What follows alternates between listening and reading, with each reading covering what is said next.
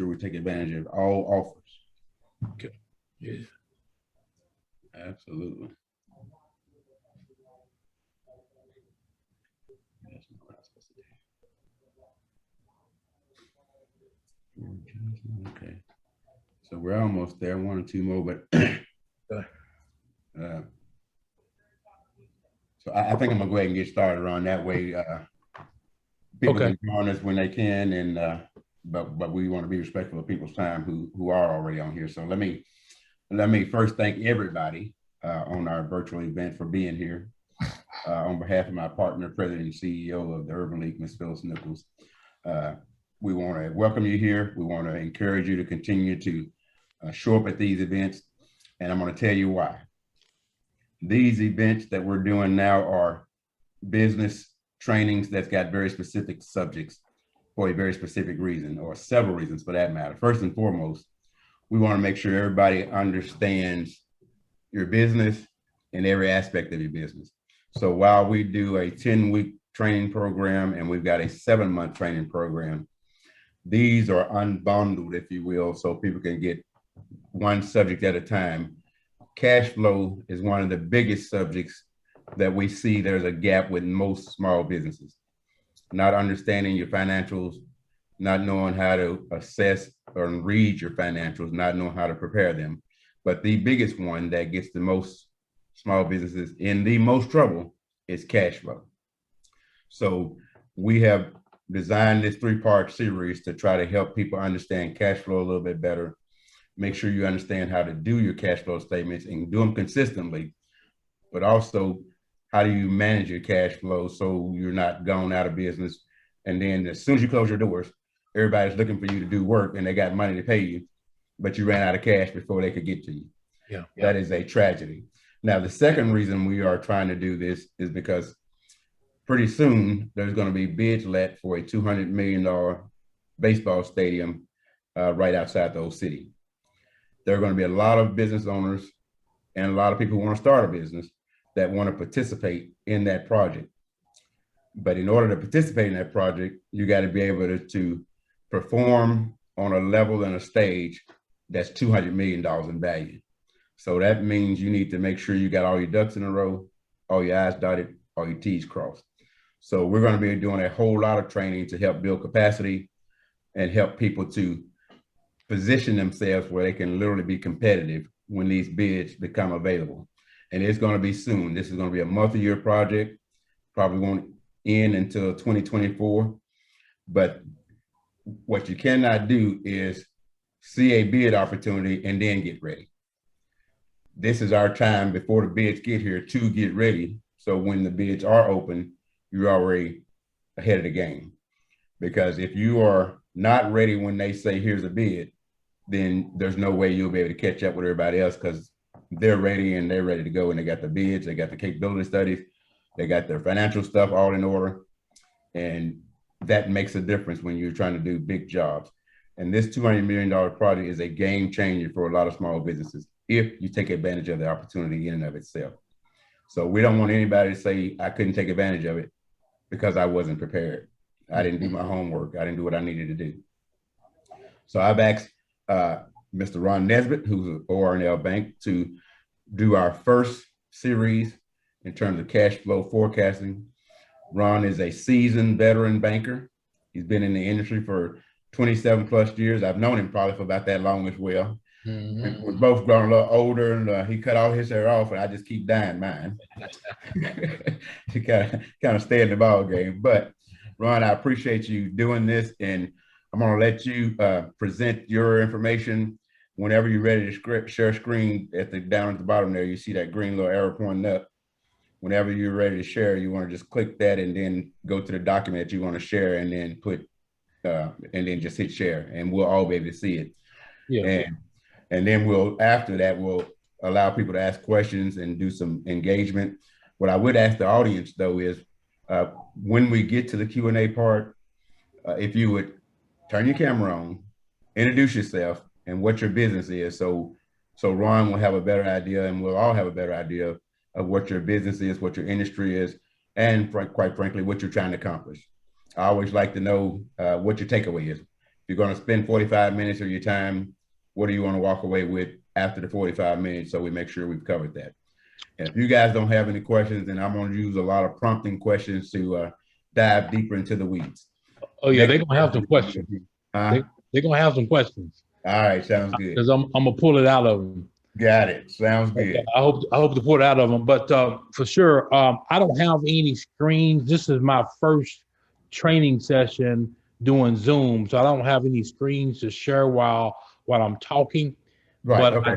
I do have some things that I emailed to you this evening, Terrence, that you can share with all of the participants that want it, that'll walk you through it. But one of the things I want to say, thank you for inviting me. Knowledge is powerful, but it's even more powerful when it's used. So what I want to do is a couple of things. I want to be able to talk about the accounting side as it pertains to cash flow and how it integrates with the balance sheet and as well as the income statement or the profit and loss. But also I want to be able to talk about not only that from a business owner perspective and accounting perspective, but from a lender perspective. So it's a twofold attack, really. One, you need to have your financials in order and good preparation for your lender, but even more so for you in-house. As you're looking at growing your business, as you're looking at taking on new jobs, projects, employees, and things of that nature, it's instrumental. And I will say to you, it's a large percentage of business owners that do not understand the basics of the financials. And those that don't understand it, they're good at the business side, but as it pertains to growing and managing cash, it does become a problem, and is a problem that us lenders have to help and work with. But that being said, let's talk about the cash flow. I want to talk about the cash flow statement, and jump in at any time, and certainly ask questions as we go through this. I don't mind you stopping me, asking questions and things. But what I want to know, how many people here? Can you tell me how many people have any kind of accounting or finance background, or had a accounting class or finance class? How many people that's participating have seen any financials at all, or had any involvement?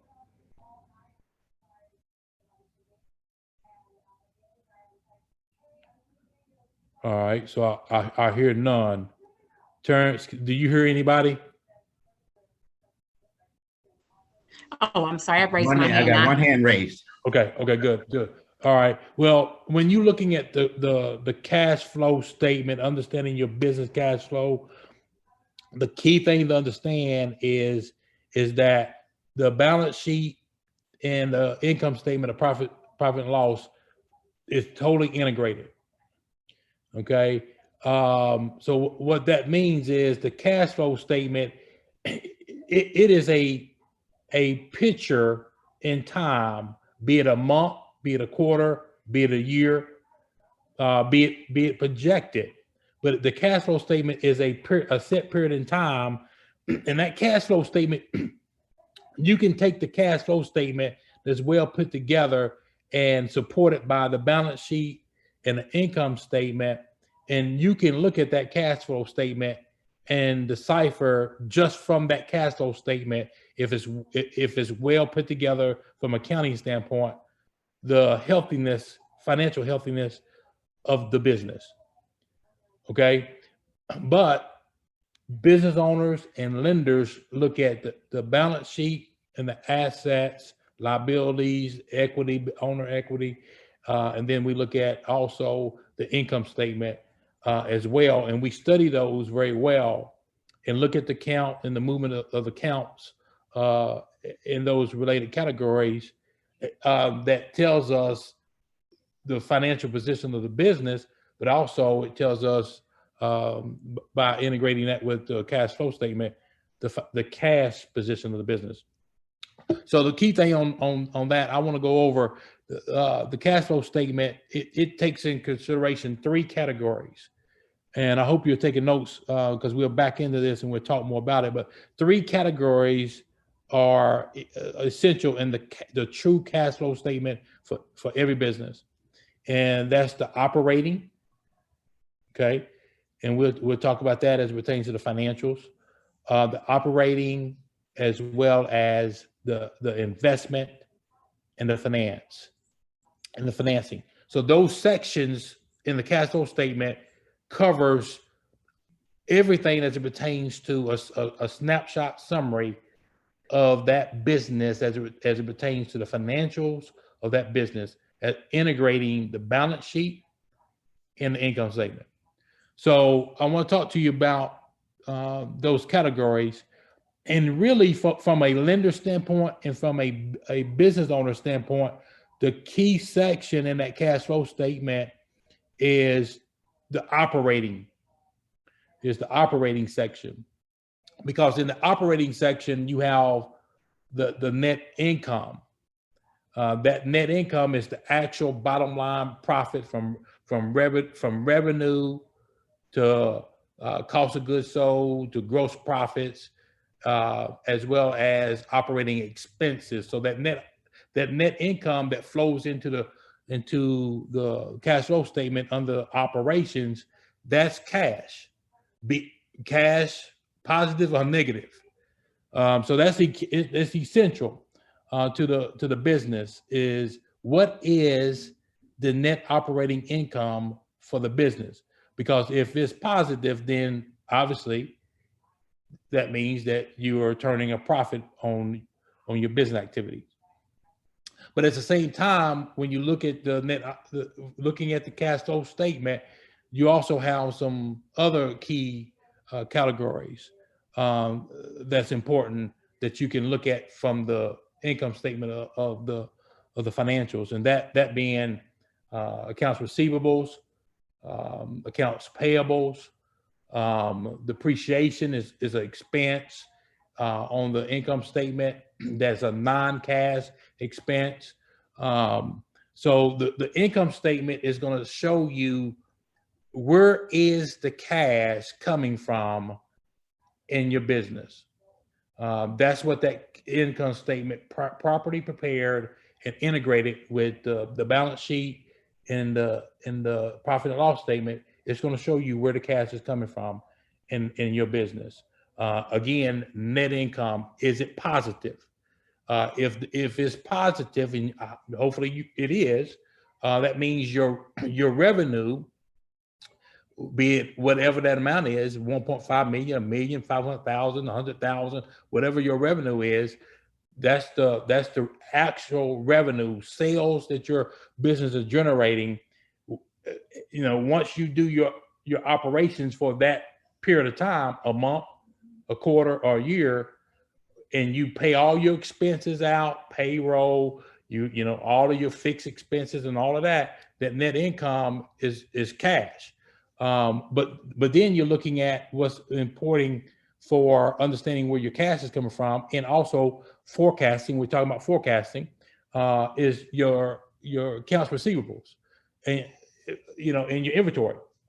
The accounts receivables and inventory are very critical in the true cash flow of your business. So what does that mean? So when you start integrating these things, a business that have inventory, that means it's in some kind of distribution or manufacturing or retail and what have you. And then a lot of times those companies that have inventory, they're going to have accounts receivables to manage. Well, you know, the accounts receivables can be 20% of revenue, or it could be 20% of the assets. So when you're looking at your cash flow statement, it takes in consideration the cash, your collections of your accounts receivables, and you're buying inventory. You know, as you buy inventory, you're expensing that. So that's cash out of your business. As you're collecting your receivables, as you know, your customers, you sell into your customers, and you're collecting the sale through a receivable. and we'll talk more in the future about when you the collecting of your receivable. You hear net 30, 60, 90. Well, as a business owner, looking at your cash flow and understanding receivables tied to revenue, tied to inventory, the faster I can the faster I can move and turn my inventory, be it manufacturing or retail, the faster I can turn my inventory, I can turn it into receivables and I can return it into cash. You follow me? So that's why companies have inventory. Inventory is an expense if it's not turning. So that all gets looked at in the operation cycle, the operation side, as well as the cash management side of your business. So those things are very important. And really, as a business owner and as a small to mid-sized business owner, the operation cycle as it pertains to your cash flow is very, very critical, because it's all integrated with sales, revenue, sales. You hear revenue and sales integrated. It's the same thing. Sales, revenue, sales. You have your gross sales, right? So the cash flow says, how fast can I turn my sale that I'm actually making with my client, whatever level, how much ever it is, how fast can I turn my sales into real cash back into my company? And so when you have the inventory, which that's a balance sheet category, and then you have the inventory, and then you have the receivables you're turning. That's that cycle, inventory, receivables, sale, and you're turning that. So those things are important. At the same time, when you start looking at cash flow too, not only are you looking at your receivables, asking your client, giving them incentives, the market type incentives to pay you sooner. If you want to increase your cash, ask your client, say, look, you want to take advantage of a discount, pay me net 30, pay me net 15. Because small businesses, the lifeline of a small business is cash. Banks across the country is very difficult to finance working capital needs, which the working capital needs is what many companies want to pursue from a lender to help manage their cash cycle.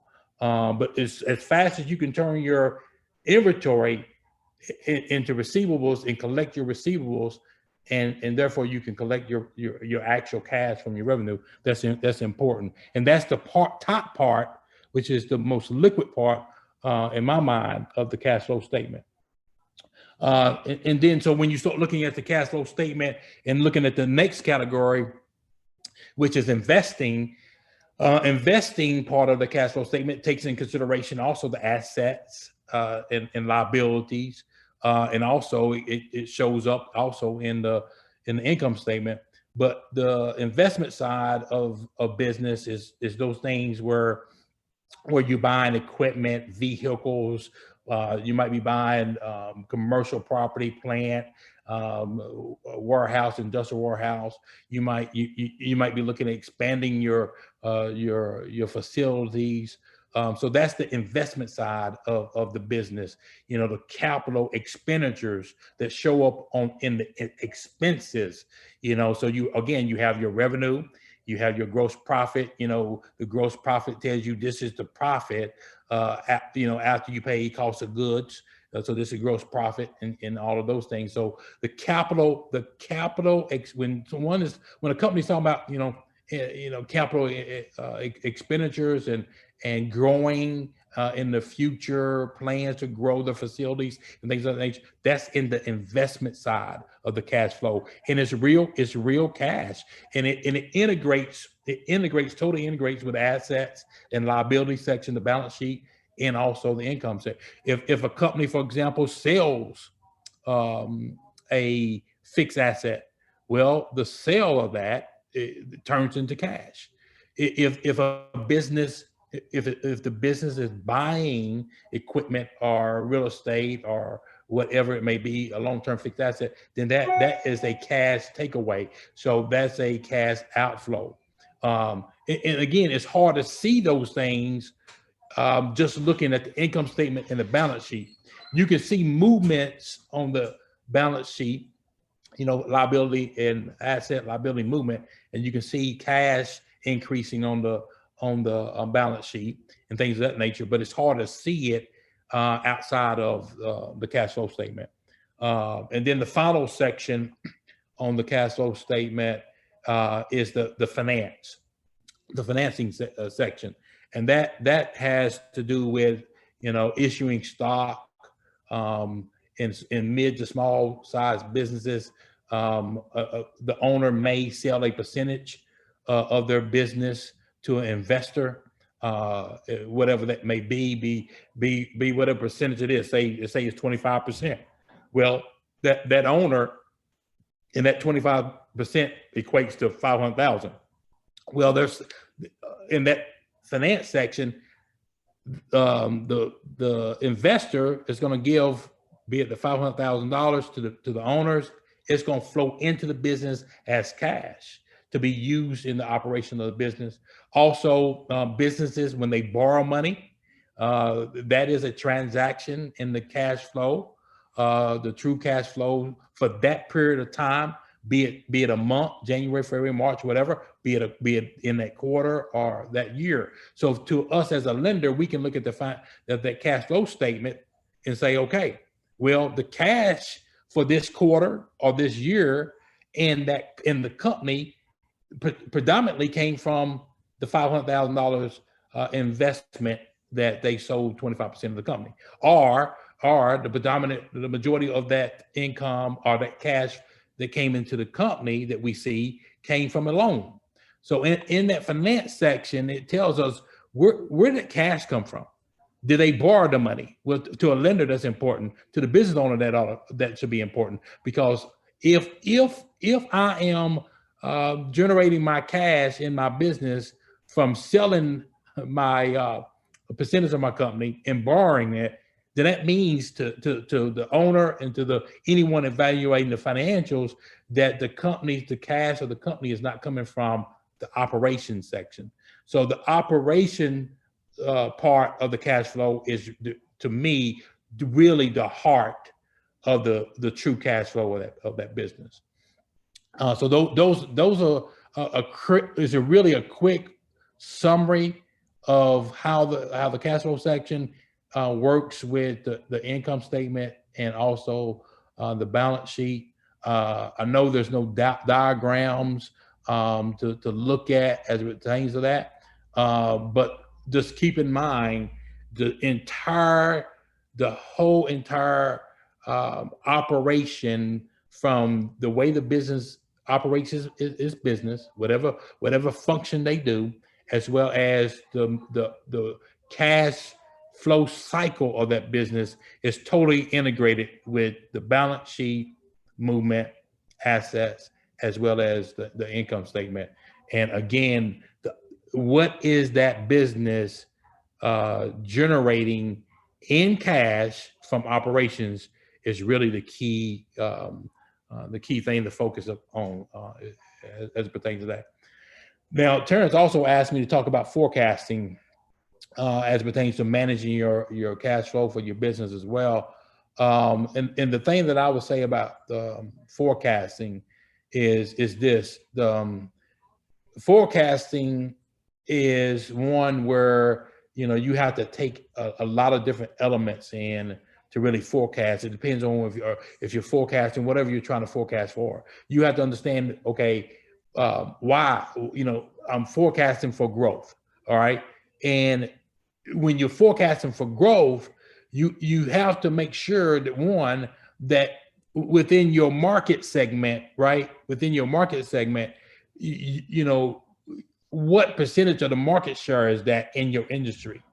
And is that realistic and is it attainable? But then you're going to look at whatever level of growth you're looking at. You have to say, okay, what does that look like as it pertains to increase in revenue, right? And then what is it going to take in a way of staffing and in a way of managing inventory and the collection of receivables? So you have to look at all of those areas when you start looking at managing for growth and forecasting out. And the question ought to be, okay, how much growth, and what does that equate to, and is it realistic? And if you can get comfortable with that, the key drivers in that cash flow when you're forecasting is revenue, right? Gross profit, cost of goods, the management of cost of goods. We haven't talked about much about that, but the more it costs you, right, to produce the good, right, that you're selling, or the more it costs you not just to produce it, but the cost and your margins on your cost, right? That eats into the overall cash flow and profitability of your company. So those are things when you're working off of forecasting for the future. You're looking at revenue, right, as it pertains to your gross profit, right? What is it going to cost me? Okay, this is the revenue I can generate, $500,000. Well, what is it going to cost me, right? What percentage of my revenue is cost of goods? So once you start backing into those numbers, that'll help you start saying, okay, now let's look at operating expenses, right? Reasonably, let's cover all the operating expenses.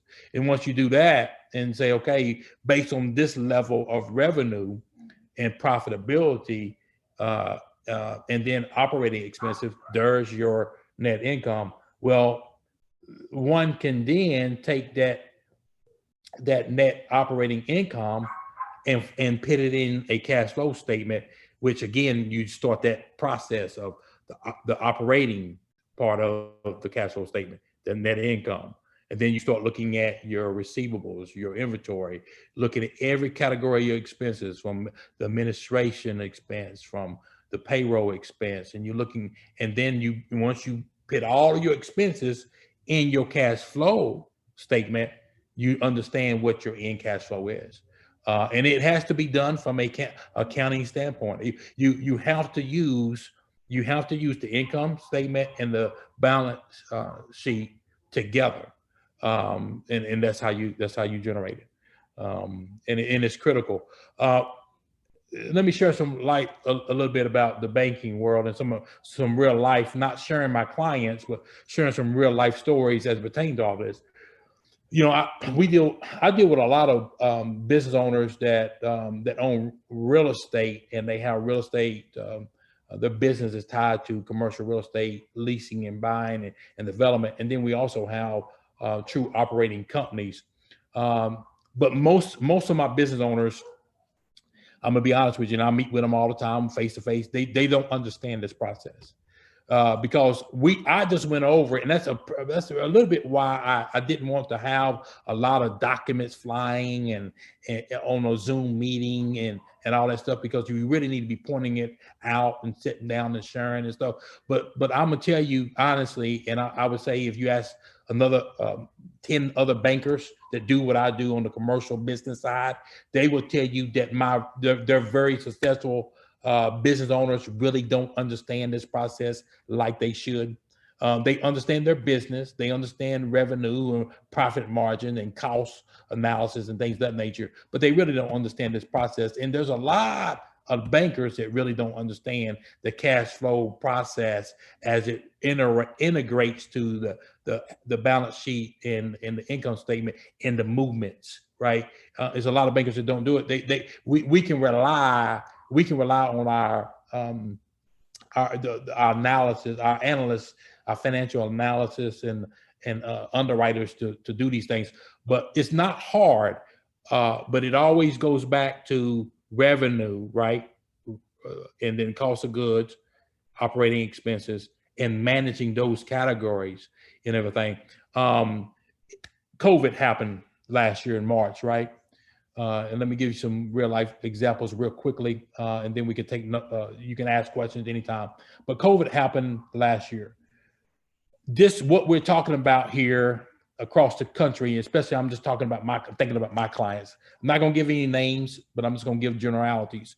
But think about my clients. COVID happened last year in March. This cash flow management was a real serious reality. Because listen to me, and anybody that was around doing business or around business people, when COVID hit, cash was really, really, really king. It was real king because the business shut down, things of that nature. And in the business world, in business school, we talk about external factors, internal factors. Well, COVID happened. It was the external factor. You know what happened.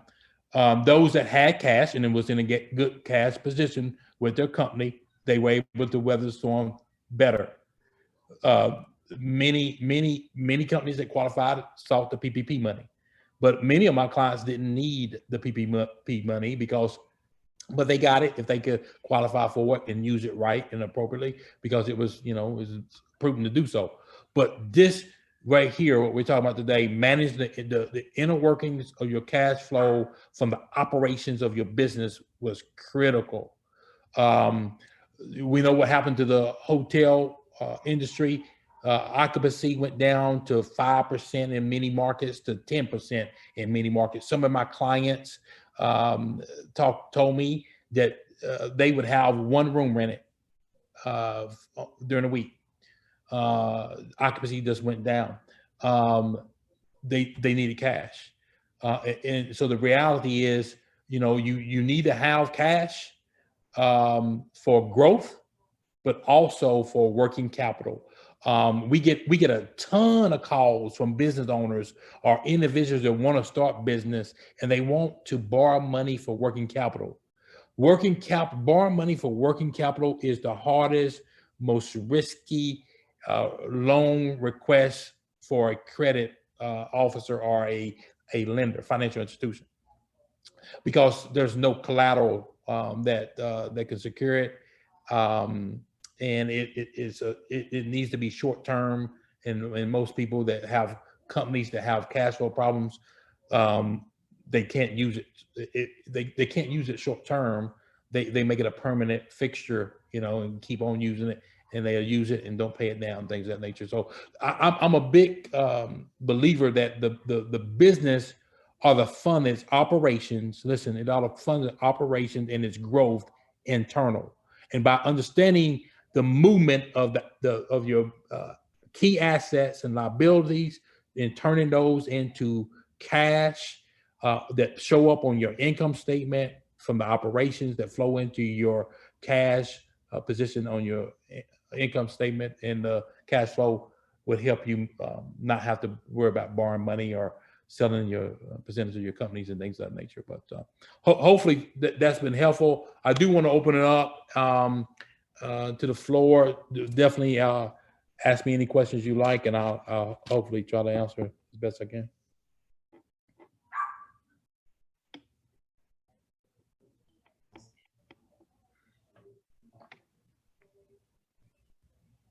Anything else? You guys, there's no charge for these webinars. It's all information. It's really great information for you guys to gather and make your businesses more organized, profitable, run smoothly. So it's good information. It's too quiet here, isn't it, Ron? Yeah. How many people's on? The total 11 on. So please take advantage of the opportunity to ask questions, because that's the starting point and almost the ending point. How many people are already in business?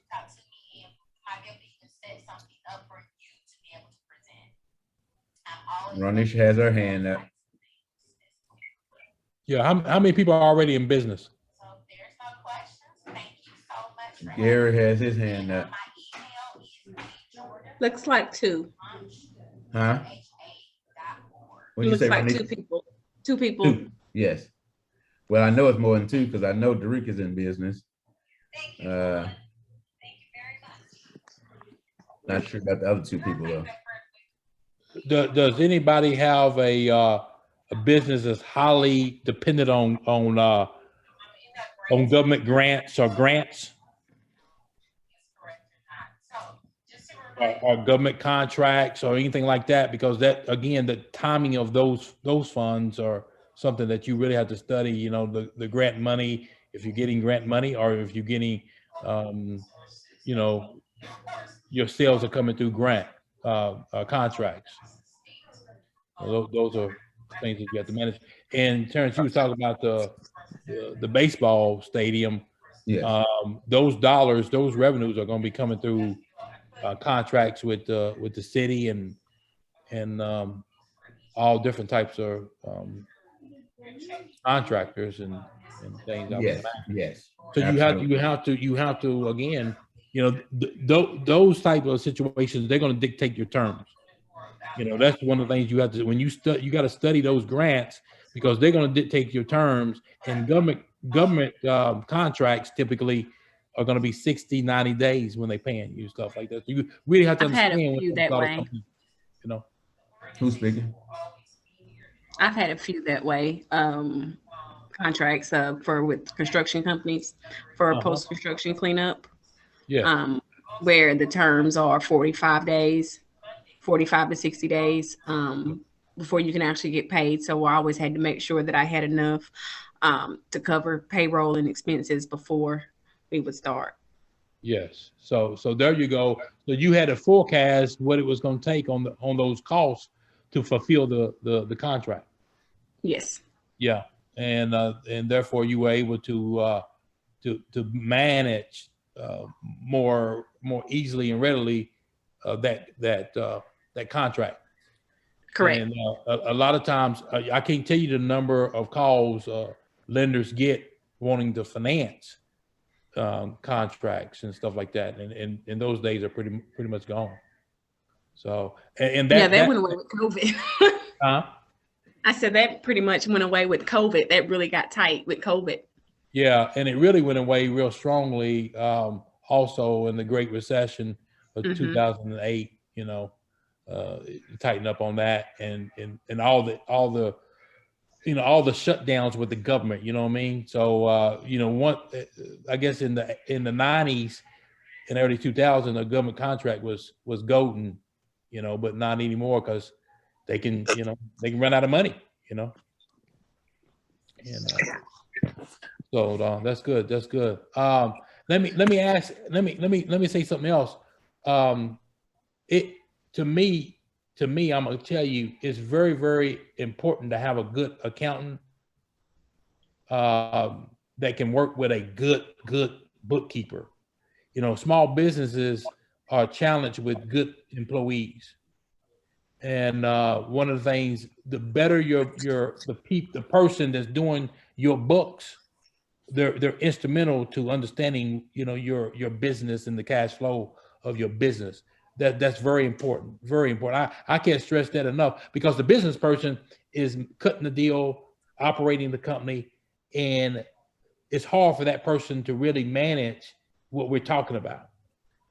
They need to be knowledgeable and up to speed, but you have to have, if I'm a small business owner, I have a good reputable bookkeeper that can work with my accountant.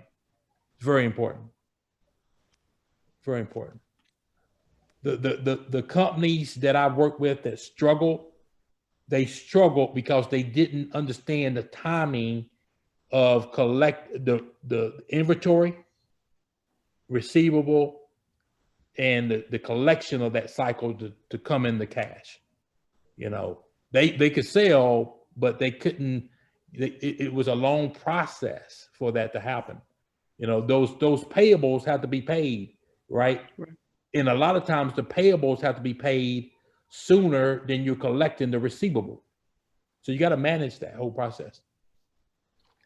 And unfortunately, the smaller companies and the mid-sized companies, if you're dealing, the larger the organization that you're dealing with in sales, like the Amazons, if we got a contract with Amazon or FedEx or you name it, they know they can milk you and have 60, 90-day terms. So you have to, those are the type things that you have to plan for when you're working on your forecast of revenue and cash. You got to know it, Amen. Yeah. Mm-hmm. Yeah. Gary, what business are you in? I do contracting and staffing. We do a lot of staff aug stuff. Okay. What scale projects? Personnel with DOE complexes. We've got people out at Y12 and OR. We do work for ORNL. So you get paid directly from ORNL and Y12 to put the bodies in the seats. Correct. Well, on one contract. On the other, I'm a sub, so it's sub gets paid, I get paid. But on the direct, it comes directly from them, and so that's been. I've seen it both ways. Some of the fixed price stuff we've had, we lost funding, and so there went to contract immediately. And so, and then, but some of the more advantageous pieces of that is you get a shorter payment term. Okay. And so, on some of the commercial staffing, which is what we're kind of trying to gear up for now, which is where the forecasting is actually beneficial. We had to go back. They wanted to pay us in like net 90, but we went back and negotiated a little bit because we can't float people that long on those terms. So that's we're trying to figure that space out. Got it. So, but you're having to pay your people every week or every 2 weeks? Every 2 weeks. So if you add 3 months, then that's 6 payments or 6 payments. Correct. Yes. Gotcha. And so even you on the government side, we're bi-weekly as well, but typically we can get, if it's a direct contract to one of the DOE facilities, we can usually get them at net 15. Got it. And so that buys us time because the way our first pay cycle works, you work a month before you actually get paid. Now, and that's the standard government industry because you pay it on the bi-weekly cycle. So you put those two in the hole. So you kind of buy yourself time to catch that first realm of pay. So it's but on the commercial side, it doesn't work like that. What are you describing as the commercial side? Are we talking about construction? Are we talking about just manufacturing? We've been staffing for manufacturing facilities. Manufacturing facilities. I got it. Yes. Awesome. So what kind of business are you in? Oh, sorry, Ron. I was wondering how are you managing that? Not that net 90. What are you? Well, doing? we've actually we got it negotiated back. They moved it back to a net 60 for us, which is still and we're gearing up for that now. We hadn't actually. That's something we're sort of branching out to. So we hadn't actually put a body in there yet, but we've got some bodies in the queue that are being interviewed, so we know it's coming. Yeah. Okay. And it's not uncommon for business owners to have to do a capital contribution for cash flow. Correct. Yeah. And then the company pays them back, once it's collected, Yeah. Okay. Terrence, I think he was asking somebody else. Well, I'm just going to ask anybody now who will be willing to tell us what their business is and how they're managing cash flow currently. I see Zawadi, and I see Derek, and I see Ronisha.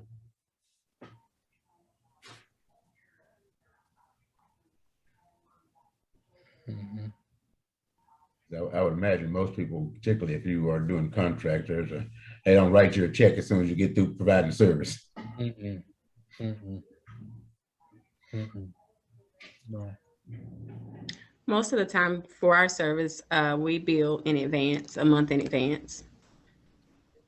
That's smart. When we first start a new contract, they pay their first monthly payment in advance. And then after that, every bill comes is a net 15. Okay. That's great. That's a great strategy. Really, it really is. And two, to that vein, some companies can negotiate a percentage to cover the costs, even in payroll costs, and leave the profit at the end. So that's good. Yes. That's good. Real good.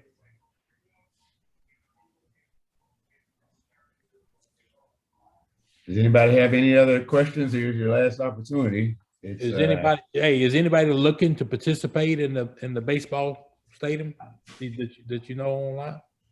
That's here. Honestly, I do not. Did somebody say they are? They aren't. If there's a opportunity where we can see value and where we can bring value and it's a good fit, we'd like to take a look at some of them. Same here. And so where are you getting, well, in your case, Gary, where are you finding the people that you're putting on these projects in Y12 and or in it varies. I brought them in from out of state, and a lot of them we find locally. Depending on the length of the project, I tend to keep a what I call a list of casual employees, people that are retired. Got it. And so that want to come back and consult or work in some capacity, So just depends on the length of the project. But we find most of them locally between Oak Ridge, Knoxville. So are they on payroll or are you 1099? They're on payroll. They government. What you're finding with the government now is they're trying to get away from 1099, and so they want you to W-2 everyone, whether it's senior personnel down to entry level. Right. And that's a great advantage to doing that, which is why I posed that question. So when you're in the professional services space, it's not the same as competing in the construction space. So there's some benefits to being able to provide, engineering services, for example, or some type of other civil engineering, electrical engineering, mechanical engineering. It's a slightly different process from a competition standpoint compared to if you're a general contractor and you try to get a piece of the construction of the project. Mm-hmm. So, but to answer your initial question, Ron, we want to try to get as many minority DBEs as possible to at least be in a position to put the bids in, knowing that they've crossed all their I's, dotted all their T's, knowing they've got their bonding and their capability statements and their core competencies laid out well. So when people are bidding different pieces of this project, you can be ready to turn your stuff in. And as I said, if the bid goes out and you're not in a position to bid, you will not be in a position to compete. Right. So what we cannot do is have this $200 million project fail. What we also cannot do is squander this opportunity and not have growth in smaller companies after the project is completed. Right. So those are our two goals. But when people that know me know I will not go and vouch for somebody and they're not ready to go. It's a poor reflection on me, the organization I work for, the Urban League. And when these contractors come back around for another major project, we and you who are out there will be the last ones they'll call because they will remember our either inability to deliver, our inability to control our costs and manage our cash flow. Those things never go away. And in this space, you only get that one time to shine. So we want everybody in a position to shine. So next month, we'll talk about accounting. The month after that, we'll talk about bonding and insurances, all the things you need to know and be basically prepared to have in place, because all of that will be a requirement when you're participating in a $200 million project. Well, we cannot afford to half step. Another thing that I try to get my business owners to do is really just take a basic accounting class and a finance class. I mean, you don't have to, you can do it 9-degree seeking. Do it 9-degree seeking and take those classes. It's just invaluable, really. It really is. Absolutely. As you started out with, knowledge is power, knowledge is key. Yeah. And the more you know, the better you are able to position yourself. And I think what we really try to encourage people to do is take the time to invest in yourself and in your company. You can't always be working in your company. you got to spend as much time working on your company. And that's what we're talking about. Your cash flow statements, understanding how they are related to your income and your balance sheets. Yeah. That stuff is critically important. And especially for younger, smaller businesses. Yes, sir. It's and as you said, you encourage them to take, even non-degree classes. You got to learn as much as you can, especially about the finances, because they dictate your success or your failure. Yes. Yes. And when you can talk through the cash flow statement on the operation of your business as it pertains to the balance sheet and the income statement, profit and loss statement, and you can integrate those and talk that with accuracy, you win your banker. I mean, you win your banker. I'm telling you, because that doesn't happen much. But when we see that somebody comes in our office and they understand not only the operation, but they can tell us, they can talk us through the operation cycle on their financials. And then we go and we look at the tax returns, we look at their financials from the accountants, and look at the cash flow statement, and we know they can talk us through those things from a standpoint of the operations. You win your banker, and and then you stand a good chance of getting a line of credit to manage your cash flow. That's it. Well, Ron, we won't keep it any longer. I want to thank you again for your graciousness and spending time with us, sharing the insight, knowledge, and wisdom that you have in this from a banker's perspective. And that's always important for people to understand how bankers look at it, because they look at it different from investors, and people just have different ways of doing things. So I try to expose our small businesses to as much as possible and as many different perspectives as possible. So again, I greatly appreciate you. I value our friendship, and I value your expertise, my brother. Yes, sir. You too, man. Absolutely. And listen, if you want me to come over, sit down, talk to somebody, just help me schedule that. And anybody who's on the call, I'm willing to sit down with them, give them the banking perspective, and help them because I want them all to be successful. As do I. And on that note, I will absolutely take you up on that offer, and I'll make sure we coordinate the schedule. Anna does a good job at that, so she'll take care of that. If she knows what your availability is, she'll make sure that we get it on the calendar. So if anybody needs, don't hesitate. Yeah, don't absolutely. hesitate. Okay, I will do it. Okay. Good night, everybody, and thank you. I hope I see you next Thursday. And stay safe and keep being profitable until that day. Yes, Thank you. Thank you. Thank you. Bye-bye. Thank you. Bye.